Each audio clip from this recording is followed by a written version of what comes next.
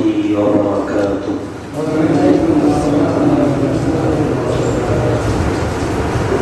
إن الحمد لله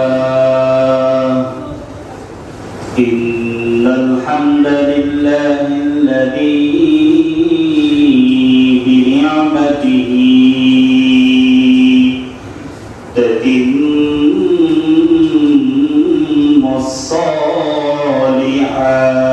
الصالحات الذي علم القرآن خلق الإنسان وكرمه وعلمه من البيان ما لم يعلم فسبحان الذي لا يحصى امتنانه باللسان ولا بالقلم نستغفره ونتوب إليه ونشهد أن لا إله إلا الله وحده لا شريك له ونشهد أن سيدنا وسندنا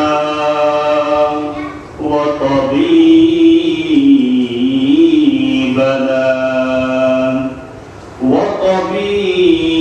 وطبيب أرواحنا محمدا عبد الله ورسوله أما بعد فقد قال الله تعالى في كلامه المجيد وفي فرقانه الحميد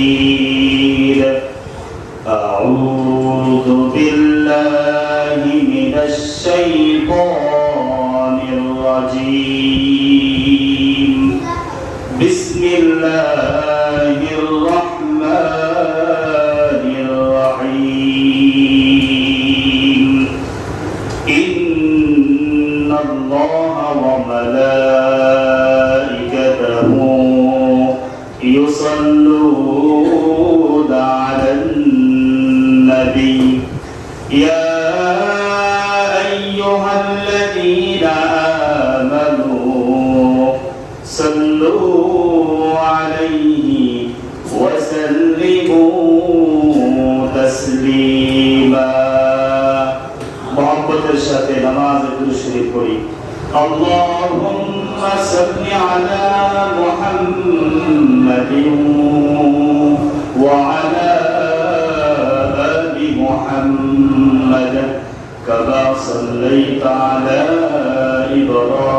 إبراهيم وعلى آل إبراهيم إنك حميد مجيد اللهم بارك على محمد وعلى آل محمد كما باركت على إبراهيم وعلى آل إبراهيم إنك حميد مجيد قالوا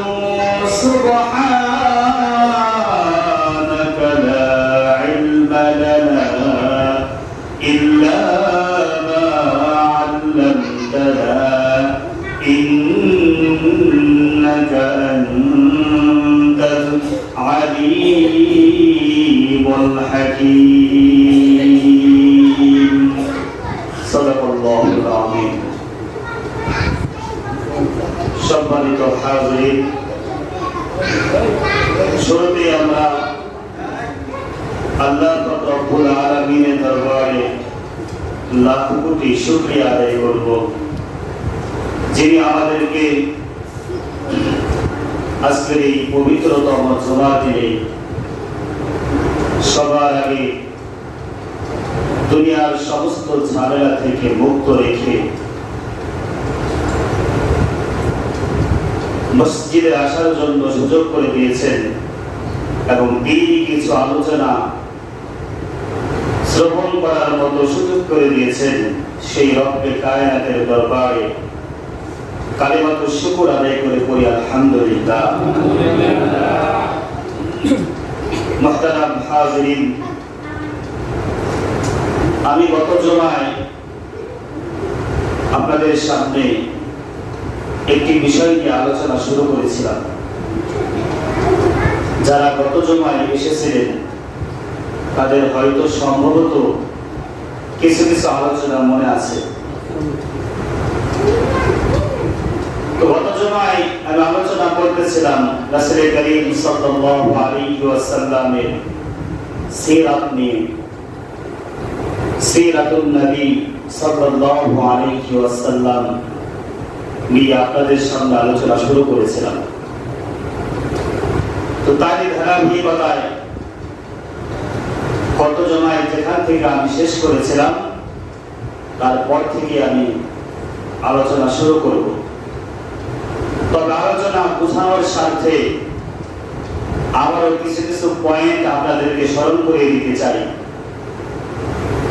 রাসূল করিম সাল্লাল্লাহু আলাইহি ওয়াসাল্লামের পূর্ণ জিন্দেগিকে বলা হয় সিরাতুন নবী সাল্লাল্লাহু আলাইহি ওয়াসাল্লাম। সিরাতুন নবী বোঝার জন্য কয়েকটি বিষয় জানা প্রয়োজন। রাসূল করিম সাল্লাল্লাহু আলাইহি ওয়াসাল্লামের জিন্দেগিকে আমরা তিনটি ভাগে ভাগ করেছিলাম। একটি ছিল 40 বছরের জিন্দেগি, যেটাকে হিরিক বা শিরোনাম দিয়েছিলাম নবুয়ত পূর্ব জিন্দেগি। মনে আছে সবার?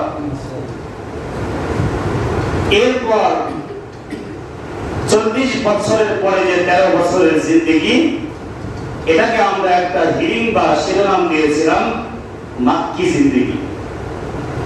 এরপর সর্বশেষ যে 10 বছরের জিন্দেগি আছে সেটাকে আমরা নামকরণ করেছিলাম বা একটা হিরিং দিয়েছিলাম মাদানী জিন্দেগি। রাসূল করিম সাল্লাল্লাহু আলাইহি ওয়াসাল্লামের এই পরিপূর্ণ জিন্দেগিকে বলা হয় সিরাতুন নবী সাল্লাল্লাহু আলাইহি ওয়াসাল্লাম। তো 40 বছরের জিন্দেগিকে বলা হয় নবুয়ত পূর্ব জিন্দেগি। এই 40 বছরের পুরো জিন্দেগিটাই ছিল রাসূল করিম সাল্লাল্লাহু আলাইহি ওয়াসাল্লাম অর্থাৎ আমাদের নবী নবুয়ত প্রাপ্তির একটা দলিল। তো এই 40 বছরের জিন্দেগির ভিতরে একটা অংশ হচ্ছে যার মাধ্যমে জীবন শুরু হয়, সেটাকে বলা হয় জন্ম দিবস। প্রত্যেকেরই একটা জন্মের দিন আছে না, যেটার মাধ্যমে আমাদের জিন্দেগি শুরু হয়েছে। যেদিন আমরা এই পৃথিবীর বুকে এসেছিলাম সেদিনকে বলা হয় জন্ম দিবস, এবং যেদিন আমরা মারা যাব সেটাকে বলা হয় আমাদের মৃত্যু দিবস। রাসূল করিম সাল্লাল্লাহু আলাইহি ওয়াসাল্লামের এক রবিউল আউয়াল মাসে তিনি শুভ আগমন করে এই পৃথিবীর বুকে এসেছিলেন। আর এক রবিউল আউয়াল মাসে অর্থাৎ 63 বছর পর রবিউল আউয়াল মাসে তিনি এই পৃথিবী থেকে চিরবিদায় নিয়ে অন্ধকার কবরে চলে গিয়েছিলেন। এটাই হচ্ছে সিরাতুন নবী। তো 40 বছরের জিন্দেগিটা ছিল রাসূল করিম সাল্লাল্লাহু আলাইহি ওয়াসাল্লাম তিনি যে নবী, এই কথাটাকে প্রমাণ করার জন্য আল্লাহ পাক রব্বুল আলামিন রাসূল করিম সাল্লাল্লাহু আলাইহি ওয়াসাল্লামের এই 40 বছরের জিন্দেগিটাকে তিনি প্রমাণ হিসাবে দিয়েছিলেন। আমরা হয়তো না ভালো মানুষ আমরা সহজেই রাসূলকে রাসূল হিসেবে স্বীকার করে নিয়েছি, তাই না? আমরা নবীকে নবী বলে স্বীকার করি কিনা? করি। কিন্তু এমন অনেক কাফের, বেঈমান, নাস্তিক, মুরতাদ আল্লাহ রাসূলের জামানায় ছিল, এখনো আছে, তারা রাসূল করিম সাল্লাল্লাহু আলাইহি ওয়াসাল্লামকে আজও রাসূল বলে স্বীকার করে না, ঠিক কিনা? এই জন্য তাদেরকে বোঝানোর জন্য, তাদের চোখে আঙ্গুল দিয়ে দেখানোর জন্য আল্লাহ পাক রব্বুল আলামিন রাসূল করিম সাল্লাল্লাহু আলাইহি ওয়াসাল্লামকে এই 40 বছরের জিন্দেগিটা দলিল হিসাবে রেখে দিয়েছেন। এই 40 বছরের জিন্দেগি মানুষের পক্ষে এটাকে আমল করাও সম্ভব না, এটাকে নিজের জীবনেও ধারণ করানো সম্ভব না, তবে এটা আলোচনা করা যেতে পারে। কিভাবে? আমি যদি কয়েকটা উদাহরণ দেই তাহলে সহজে আপনাদের বুঝে আসবে। খুব সহজে বুঝেন, রাসূল করিম সাল্লাল্লাহু আলাইহি ওয়াসাল্লাম এর পিতা যখন ইন্তেকাল করেন, তখন রাসূল করিম সাল্লাল্লাহু আলাইহি ওয়াসাল্লাম মা আমিনার গর্ভে ছিল। কোথায় ছিল? কথা বলতে হবে, কোথায় ছিল? মা আমিনার গর্ভে। তো স্বাভাবিক অবস্থায় একজন মহিলার যখন স্বামী মারা যায়, ওই মহিলাকে কি বলা হয়? বিধবা। তো বিধবা মহিলারা স্বাভাবিক অবস্থায় তারা একটা শোক পালন করে, তাদের ভিতরে একটা শোকের ছায়া দেখা যায়। তারা দীর্ঘদিন সাজসজ্জা করে না, সুগন্ধি ব্যবহার করে না। কিন্তু মা আমিনা যখন রাস্তা দিয়ে হেঁটে যেতেন, তখন তার শরীর দিয়ে মিশকা আম্বরের সুঘ্রাণ বের হতো। তো মক্কার কিছু লোকজন রাসূল করিম সাল্লাল্লাহু আলাইহি ওয়াসাল্লামের দাদা আব্দুল মুত্তালিবের কাছে যে অভিযোগ করলো যে আপনার পুত্র আব্দুল্লাহর স্ত্রী তো এভাবে তার স্বামী মারা যাওয়া সত্ত্বেও সেইভাবে সুগন্ধি মেখে আমাদের সামনে ঘোরাফেরা করে।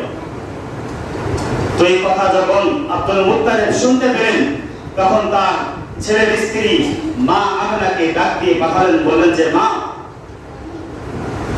আমার ছেলে মারা গিয়েছে, তুমি তো এখন একটু সুগন্ধি ব্যবহার না করলেও পারতা। মুসলমান ভাইয়েরা আমার, মা আমিনার উত্তর ছিল, যে আব্বাজান, আমি তো আমার শরীরে কোনো সুগন্ধি মেখে আমি ঘুরে বেড়াই না। আমার গর্ভে যে সন্তান আসছে, যেদিন থেকে আসছে সেদিন থেকেই আমার শরীর থেকে এভাবে মিশকা আম্বরের সুঘ্রাণ বের হতে আছে। এখন মুহতারাম হাজিরিন, আমার আপনাদের কাছে প্রশ্ন হলো, আপনি যখন আমাদের মায়ের গর্ভে যখন আমরা এসেছিলাম, আমাদের মায়ের শরীর থেকে কি এভাবে মিশকা আম্বরের সুঘ্রাণ বের হয়েছিল? কথা বলেন, বের হয়েছিল? হয়নি। তাহলে কি আমাদের পক্ষে রাসূল করিম সাল্লাল্লাহু আলাইহি ওয়াসাল্লামের জন্মের যে সমস্ত কাহিনীগুলো আছে, এগুলো আমাদের পক্ষে পালন করা সম্ভব? কোনোদিনই সম্ভব হবে না। এরপর আসেন, বিশ্বনবী সাল্লাল্লাহু আলাইহি ওয়াসাল্লাম যখন এভাবে মা আমিনার গর্ভে যখন ছিলেন, যখন তিনি রাস্তা দিয়ে এভাবে হেঁটে যেতেন, তখন রাস্তার দুই পাশের যে গাছগুলো ছিল, এভাবে মা আমিনাকে দেখে তাকে সালাম জানাতে থাকতেন। মা আমিনা হযরতে আপনারা রাসূল করিম সাল্লাল্লাহু আলাইহি ওয়াসাল্লামের চাচার নাম শুনেছেন? আবু তালেব নাম শুনেছেন? আমির হামজা নাম শুনেছেন? তো এই সমস্ত লোকেরা রাসূল করিম সাল্লাল্লাহু আলাইহি ওয়াসাল্লামকে এভাবে তার জন্মদিনের কাহিনীগুলো শোনাইতেছিলেন। তখন বারবার অনেকগুলো বিষয় চলে আসে, তো তাকে এভাবে শোনাইতেছিলেন, তুমি যখন তোমার মায়ের গর্ভে ছিলে, তোমার মা যখন কূপের কাছে যে পানি আনতে যেত, তখন তিনি আগে যেভাবে তুমি গর্ভে আসার আগে স্বাভাবিকভাবে রশি দিয়ে বালতি দিয়ে পানি উঠাতে কষ্ট করে, কিন্তু তুমি গর্ভে আসার পর থেকে পানিকে আর বালতি দিয়ে উঠাতে হয় নাই, পানি নিজে স্বয়ং একদম কূপের উপরে চলে এসেছে। সুবহানাল্লাহ। ছিলাম, কখনো কি এরকম হয়েছে? তাহলে আমাদের পক্ষে রাসূলের জীবন, রাসূলের জন্মদিন পালন করা সম্ভব? জন্মদিন অর্থাৎ এই 40 বছরের জিন্দেগিটা, এই পুরোটা সময় আমাদের জন্য পালনীয় হতে পারে না, আমাদের জন্য অনুকরণীয় হতে পারে না, আমাদের জন্য অনুসরণীয় হতে পারে না, আমাদের জন্য আলোচনার বিষয় হতে পারে। আমরা যতই আলোচনা করব ততই আমাদের সওয়াব হবে, আমাদের প্রতি, আমাদের পক্ষ থেকে রাসূলের প্রতি ভালোবাসা ততই বৃদ্ধি পেতে থাকবে। রাসূল কারীম সাল্লাল্লাহু আলাইহি ওয়াসাল্লাম যখন এই পৃথিবীর বুকে ভূমিষ্ঠ হন, আল্লাহ রাসূল সাল্লাল্লাহু আলাইহি ওয়াসাল্লাম ভূমিষ্ঠ হওয়া মাত্রই মুখ দিয়ে তার উচ্চারণ হয়ে গেছে আলহামদুলিল্লাহ। যখন তিনি ভূমিষ্ঠ হয়ে পৃথিবীর বুকে আগমন করেন, আগমন করার সাথে সাথেই তিনি এই যে নামাজের ভিতরে আমরা যেভাবে বসি, তাশাহুদের ভিতরে আমরা যেভাবে বসি, 2 রাকাত পর পর যে একটা বৈঠক হয়, এই বৈঠকে আমরা যেভাবে বসি, আল্লাহ রাসূল সাল্লাল্লাহু আলাইহি ওয়াসাল্লাম এভাবে বসে আল্লাহু আকবার বলে সরাসরি সিজদায় চলে গিয়েছিলেন।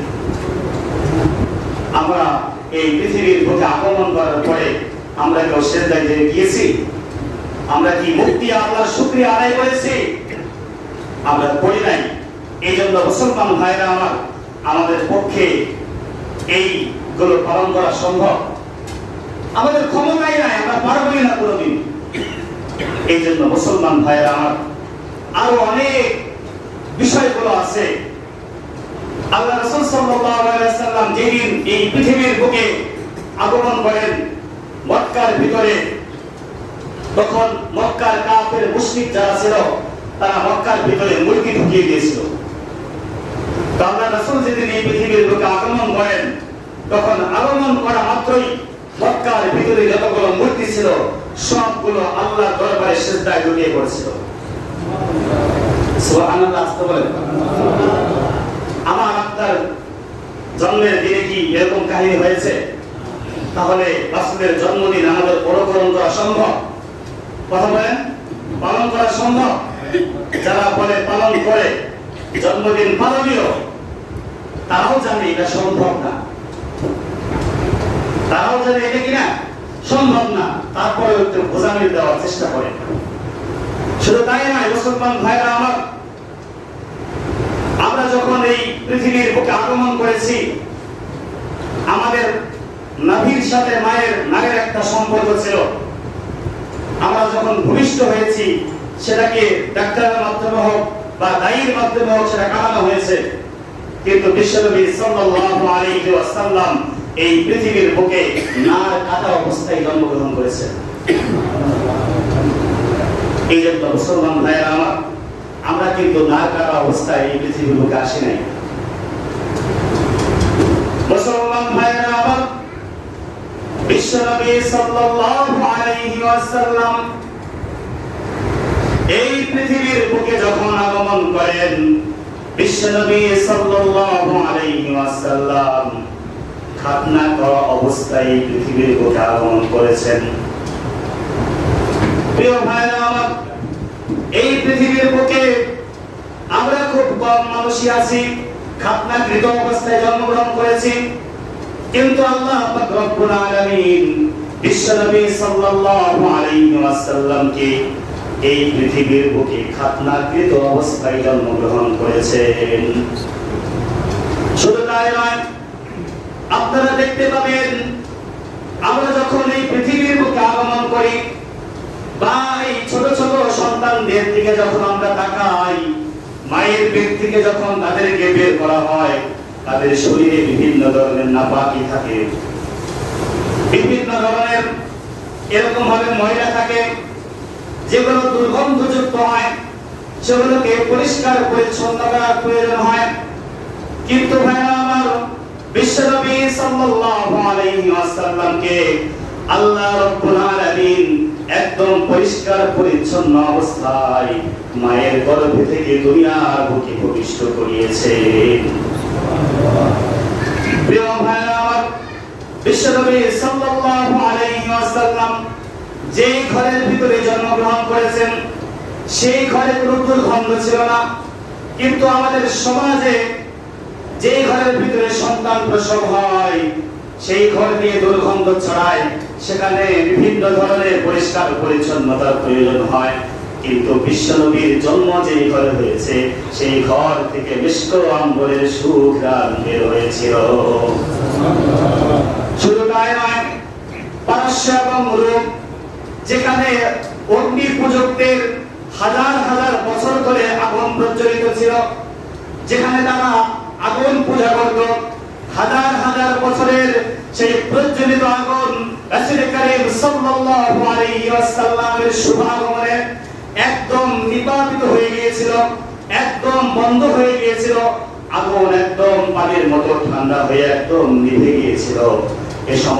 এই সব কিছু হয়েছিল একমাত্র বিশ্ব নবীর শুভ আগমনের কারণে। আমার আপনার শুভ আগমন উপলক্ষে এরকম কিছু হয়েছে? হয়নি। এগুলো পালন করা সম্ভব। যারা বলে যে মিলাদুন নবী পালনীয়, আপনারাই বলেন পালন করা সম্ভব? পালন করা সম্ভব না। এই জন্য মুসলমান ভাইরা আমার, যত কাহিনী আছে, যদি আমি এখান থেকে শুরু করে রাসূলের জন্মদিন থেকে শুরু করে একদম 40 বছরের পুরো জিন্দেগিটা যদি আপনাদেরকে শোনাতে থাকি, প্রত্যেকটা বিষয়ই আপনারা চিন্তা করবেন এগুলো আসলে পালন করা সম্ভব না। এগুলো সব আসলে আলোচনার বিষয়। এগুলো পালন করা আমাদের মুসলমানদের জন্য বা কারোর জন্য সম্ভবপর হবে না। আর একটা উদাহরণ দিই, একটু আমরা সামনে বেরিয়ে যাই। রাসূল করিম সাল্লাল্লাহু আলাইহি ওয়াসাল্লামের জিন্দেগিতে 4টা কুদরতি অপারেশন হয়েছিল, যেটাকে আরবি ভাষায় বলা হয় শাক্কে সদর, বাংলায় বললে বক্ষ বিদীর্ণ। এই বক্ষ বিদীর্ণ কথাটা কেমন একটু বুঝতে কষ্ট হয়, এই জন্য আমরা এটাকে সহজে নাম দিয়েছি কুদরতি অপারেশন। কি অপারেশন? কুদরতি অপারেশন। রাসূল করিম সাল্লাল্লাহু আলাইহি ওয়াসাল্লাম এই অপারেশনটা 4 বার হয়েছে। রাসূল করিম সাল্লাল্লাহু আলাইহি ওয়াসাল্লামের জিবরাইল আলাইহিস সালাম আসতেন, আসার পর তার সিনাটাকে এভাবে একদম ফেলে ফেলতেন, তারপর ভিতর থেকে সবকিছু বের করে জমজমের পানি দিয়ে একদম পরিষ্কার পরিচ্ছন্ন করে ধুয়ে আবার ভিতরে দিয়ে দিতেন। রাসূল করিম সাল্লাল্লাহু আলাইহি ওয়াসাল্লামের একটু কষ্ট হয় নাই, কাটার যে একটা ব্যথা এটা অনুভব হয় নাই, এরপরে যে সেলাই করার বা একটা দাগ থাকে সেটাও নাই। এটা কি কোনো মানুষের পক্ষে সম্ভব? স্বাভাবিক আমাদের একটু কেটে গেলে সেখানে ব্যথা অনুভব হয় কি হয় না? রক্ত বের হয় কি হয় না? আমাদের একটা দাগ থাকে কি থাকে না? অনেক দাগতে আমার আছে আজীবন থেকে যায়। কিন্তু রাসূল করিম সাল্লাল্লাহু আলাইহি ওয়াসাল্লামের এই কুদরতি অপারেশন হয়েছে। রাসূল করিম সাল্লাল্লাহু আলাইহি ওয়াসাল্লামের একটু কষ্ট হয় নাই, একটা দাগও নাই। এভাবে জিবরাইল আলাইহিস সালাম আসলেন, অপারেশন করলেন, ভিতর থেকে সব কিছু বের করে জমজমের পানি দিয়ে পরিষ্কার পরিচ্ছন্ন করে ধুয়ে এরপর আবার ভিতরে রেখে দিলেন, আবার সেলাই করে দিলেন। একটু দাগও রইল না, রাসূলের কষ্ট হলো না। আমাদের সাথে এরকম হয়েছে? এগুলো আমাদের পক্ষে পালন করা সম্ভব? কোনদিনই আমাদের পক্ষে সম্ভব না। তো এইভাবে আরো যত কাহিনী আছে, 40 বছরের জিন্দেগিটাকে যদি আপনাদের সামনে তুলে ধরি, আপনারা নিজেরাই বলবেন এগুলো আমাদের পক্ষে পালন করা সম্ভব না। এই জন্য মুসলমান ভাইয়েরা আমার, সিরাতুন নবীর প্রায় 2 ভাগ অংশ, 40 বছরের জিন্দেগিটা নবীর জন্য নবুয়তের দলিল। কিভাবে নবুয়তের দলিল হলো এটা এখন আপনাদের সামনে আমি বুঝিয়ে দিব। শুরু থেকে আসি। আমি শুরুতে একটা কথা বলেছি, যখন মা আমিনার গর্ভে যখন বিশ্বনবী আসছে, তখন তার শরীর দিয়ে মিষ্টি আম্বরের ঘ্রাণ বের হয়েছে। এটা কোনো স্বাভাবিক মানুষের পক্ষে সম্ভব? তাহলে বোঝা গেল এটা কোনো মানুষের পক্ষে সম্ভব না, এটা একজন নবীর পক্ষেই সম্ভব। এটা কোনো শরীয়তের দলিল হতে পারে না, এটা নবীর জন্য নবুয়তের দলিল। ঠিক তেমনি ভাবে আরো আসি, যখন এই পৃথিবীর বুকে রাসূল না কাটা অবস্থায় জন্মগ্রহণ করেছে, এটা কোনো মানুষের পক্ষে সম্ভব না, নবীর পক্ষেই সম্ভব। তাহলে বোঝা গেল এটা নবীর জন্য নবুয়তের দলিল। আরো আসি যে বিশ্বনবী সাল্লাল্লাহু আলাইহি ওয়াসাল্লাম পেট থেকে বের হয়ে দুনিয়ার বুকে আসা মাত্রই বুক দিয়ে আলহামদুলিল্লাহ বলেছেন, সেজদায় লুটিয়ে পড়েছেন, এটা কোনো মানুষের পক্ষে সম্ভব? মানুষের পক্ষে সম্ভব না। তাহলে বোঝা গেল যেহেতু মানুষের পক্ষে সম্ভব না, এটা মানুষের জন্য মাননীয় হতে পারে না, মানুষের জন্য আলোচনার বিষয় হতে পারে। এই জন্য এরা নবীর জন্য নবুয়তের দলিল। যে কবে কখন কোথায় জিবরিল আমিন এসে আল্লাহ রাসূলের অপারেশন করে গেছে, কুদরতি অপারেশন করে গেছে, এটা কোনো মানুষের পক্ষে সম্ভব না, নবীর পক্ষেই সম্ভব। এই জন্য বোঝা গেল এটা নবীর জন্য নবুয়তের দলিল, মানুষের জন্য শরীয়তের দলিল না। বুঝে আসছে? এই সব কিছু রাসূল কারীম সাল্লাল্লাহু আলাইহি ওয়াসাল্লামের নবীর জন্য নবুয়তের দলিল।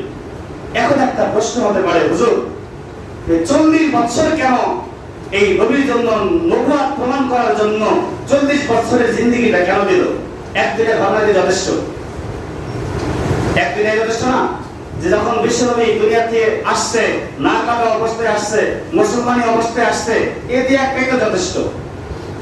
কয়টা দিয়ে একটা যথেষ্ট না। মক্কার বড় বড় কাফের যারা ছিলেন, আবু জাহেল, উতবা, সাইবা, এদের কাছে যখন নবুয়তের দলিল পেশ করা হবে, যখন বলা হবে সে তো নবী, তারা বলবে প্রমাণ কি, দলিল দাও। কি বলবে? সে যে নবী, এই কথার প্রমাণ কি? আমরা তো বিশ্বাস করে নিয়েছি, না কি বিশ্বাস করবে? সে যে নবী, এই কথার দলিল আমাদেরকে দাও। তখন তাকে বলা হবে যে সে তো নাক কাটা অবস্থায় আসছে। আবু জাহেল কি বলে বসবে? যে কবে কোথায় কখন সে নাক কাটা অবস্থায় আসছে আমি দেখি নাই, জানি না, মানি না, মানব না। এই কথা বলার সম্ভাবনা আছে নাকি নাই? আবার যদি বলা হবে সে মুসলমানি অবস্থায় আসছে, তখন তো উদ্বা বলে বসবে যে কবে কখন কোথায় মুসলমানি অবস্থায় জন্ম হয়েছে আমি দেখি নাই, আমি জানি না, আমি মানি না, আমি তার নবীকে নবুয়তের দলিল দিব না। এই কথা বলার সম্ভাবনা আছে নাকি নাই? এরকম ভাবে একটা, দুইটা, তিনটা, চারটা ঘটনাকে অস্বীকার করা যায়, কিন্তু দীর্ঘ 40 বছরের জিন্দেগি অস্বীকার করা সম্ভব? কোনদিনও সম্ভব না। এই জন্য আল্লাহ পাক রব্বুল আলামিন রাসূলের নবীর নবুয়তের এই নবীত্বকে প্রমাণ করার জন্য 40 বছরের জিন্দেগিকে আমাদের জন্য দলিল হিসাবে পেশ করে দিয়েছেন। আল্লাহ রাসূলকে অস্বীকার করবা, কোন দিক দিয়ে অস্বীকার করবা? কারণ কোনো পাওয়ার আছে 40 বছরের জিন্দেগির পর তোমার কাছে নবীর নবুয়তের দলিল একদম পরিষ্কার হয়ে যাবে। এই জন্য মুসলমান ভাইরা আমার, এই 40 বছরের জিন্দেগিটা আমাদের জন্য পালনের বিষয়, কথা বলেন, পালনের বিষয়, আমাদের মনোকরণের বিষয়। আমাদের পক্ষে সম্ভব না। অতএব বোঝা গেল এই 40 বছরের জিন্দেগিটা রাসূলের জন্য নবুয়তের দলিল হিসাবে পেশ করা হয়েছে। আমরা আল্লাহ রাসূল সাল্লাল্লাহু আলাইহি ওয়াসাল্লামের জিন্দেগিটাকে, পুরো সময়টাকে আমরা ভালো করে পড়ব। প্রত্যেকটা মসজিদ থেকেই এরকম ভাবে সিরাতুন নবী নিয়ে বেশি বেশি আলোচনা হওয়া প্রয়োজন। এই জন্য আমাদের বোঝা সহজ হবে রাসূলের কোন জীবনীটা আমাদের জন্য পালনীয়, কোন জিন্দেগিটা আমাদের জন্য অনুকরণীয়, কোনটা আমাদের জন্য অনুসরণীয়, আর কোনটা আমাদের জন্য আলোচনার বিষয়। তাহলে আমাদের খুব সহজেই বুঝে আসবে যে আল্লাহ রাসূলের জিন্দেগিটা আমাদের জন্য কেমন ভালোবাসা তৈরি হয় তার প্রতি। দেখবে যে তার প্রতি ভালোবাসা দিন দিন বৃদ্ধি পেতে থাকবে, তার বিষয়গুলো মানতে আমাদের জন্য সহজ হবে। সবাই বলি আলহামদুলিল্লাহ।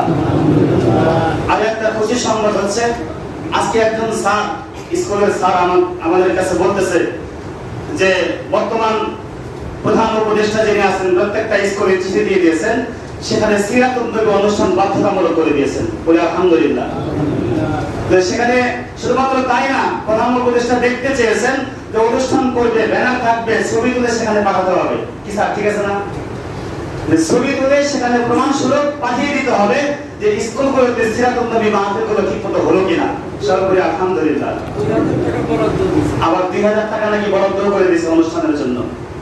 তাহলে বোঝা গেল রাষ্ট্রপ্রধানের যদি আল্লাহ রাসূলের প্রতি মহব্বত থাকে, জনগণের কেন মহব্বত থাকবে না? রাষ্ট্রপ্রধান যদি ইসলামের পক্ষে কাজ করে, তাহলে জনগণ কেন ইসলামের পক্ষে থাকবে না? আল্লাহ রাব্বুল আলামিন আমাদের এই বাংলাদেশকে ইসলামী রাষ্ট্র হিসাবে কবুল করে দেন। সবাই বলি আমিন। আমরা যেন রাসূল কারীম সাল্লাল্লাহু আলাইহি ওয়াসাল্লামের পূর্ণ সিরাতটাকে আমরা জেনে আমাদের জিন্দেগিতে বাস্তবায়ন করতে পারি, সেই আশাবাদ ব্যক্ত রেখে আল্লাহর কাছে তাওফিক চেয়ে আল্লাহর কাছে আমরা দোয়া করব, আমরা যেন রাসূলের সিরাতকে বেশি বেশি পড়তে পারি, আমাদের জিন্দেগিতে ধারণ করতে পারি। আল্লাহ রাব্বুল আলামিন আমাদের সকলকে তাওফিক দান করেন।